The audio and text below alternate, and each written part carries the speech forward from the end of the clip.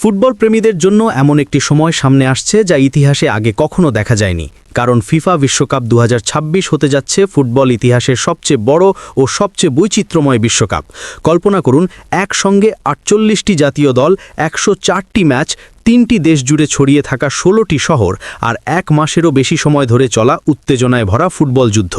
এই বিশাল আয়োজনই অপেক্ষা করছে আমাদের সামনে। আজকের এই ভিডিওতে আমরা ধাপে ধাপে জানব ফিফা বিশ্বকাপ 2026-এ কোন কোন দল অংশ নেবে, কিভাবে তারা কোয়ালিফাই করবে, কোন মহাদেশ থেকে কয়টি দল সুযোগ পাচ্ছে এবং কেন এই বিশ্বকাপ আগের সব বিশ্বকাপের চেয়ে সম্পূর্ণ আলাদা ও ঐতিহাসিক হতে চলেছে।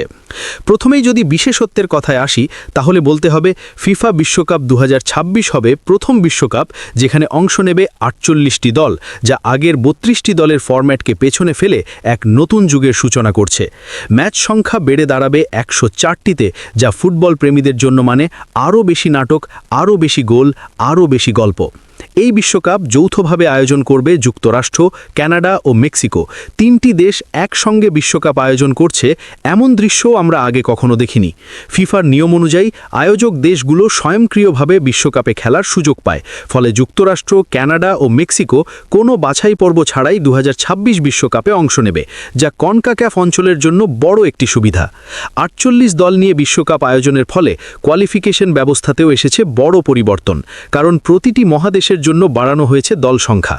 আফ্রিকা অঞ্চল বা সিএএফ প্রথমবারের মতো পাচ্ছে 9টি সরাসরি বিশ্বকাপ টিকিট, সঙ্গে থাকছে একটি ইন্টারকন্টিনেন্টাল প্লে অফের সুযোগ, যা আফ্রিকান ফুটবলের জন্য এক বিশাল অগ্রগতি। এশিয়া বা এএফসি পাবে 8টি সরাসরি স্পট এবং একটি প্লে অফ। ইউরোপ বা ইউইএফএ পাবে সবচেয়ে বেশি, মোট 16টি দল।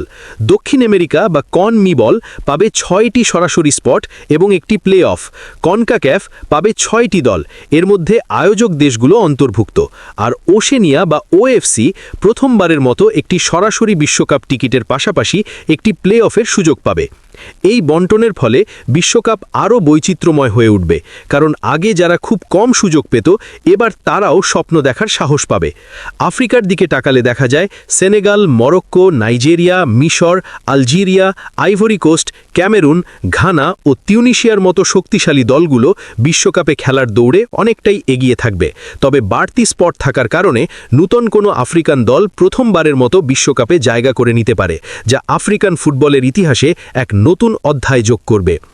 এশিয়া অঞ্চলে জাপান, দক্ষিণ কোরিয়া, ইরান, সৌদি আরব ও অস্ট্রেলিয়ার মতো দলগুলো বরাবরের মতোই শক্ত অবস্থানে থাকবে।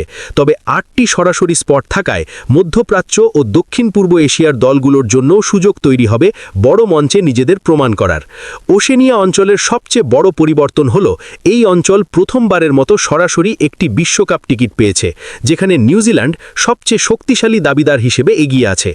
ইউরোপ বরাবরের মতোই সবচেয়ে প্রতিদ্বন্দ্বিতাপূর্ণ অঞ্চল, কারণ এখানে রয়েছে বিশ্বের সেরা সেরা দল: France, Germany, England, Spain, Portugal, Italy, Netherlands, Belgium সহ আরও অনেক শক্তিশালী স্কোয়াড। আর 16টি স্পট থাকলেও ইউরোপের বাছাই পর্ব সবসময় ফাইনালের মতো উত্তেজনাপূর্ণ হয়ে থাকে। দক্ষিণ আমেরিকার দিকে তাকালে Brazil, Argentina, Uruguay, Colombia, Chile ও ইকুয়েডরের মতো দলগুলো আবারও বিশ্বকাপের মঞ্চে নিজেদের আধিপত্য দেখাতে প্রস্তুত থাকবে, কারণ এই অঞ্চলের প্রতিটি ম্যাচই উত্তেজনা, গতি আর আবেগে ভরা। সবশেষে যে বিষয়টি বিশ্বকাপের নাটকীয়তা আরও বাড়িয়ে দেবে তা হল ইন্টারকন্টিনেন্টাল প্লে অফ। এখানে আফ্রিকা, এশিয়া, ওশেনিয়া, দক্ষিণ আমেরিকা ও কনকাক্যাফের দলগুলো শেষ দুটি জায়গার জন্য লড়াই করবে, আর এখান থেকেই প্রায়ই উঠে আসে সবচেয়ে বড় চমক। সবকিছু মিলিয়ে ফিফা বিশ্বকাপ 2026 শুধু আকারে বড় নয়, এটি একটি ঐতিহাসিক পরিবর্তনের প্রতীক।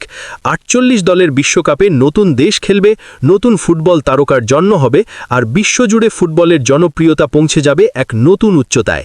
এটাই হতে যাচ্ছে ফুটবলের সবচেয়ে বড় মঞ্চ, যেখানে প্রতিটি ম্যাচ লিখবে নতুন ইতিহাস।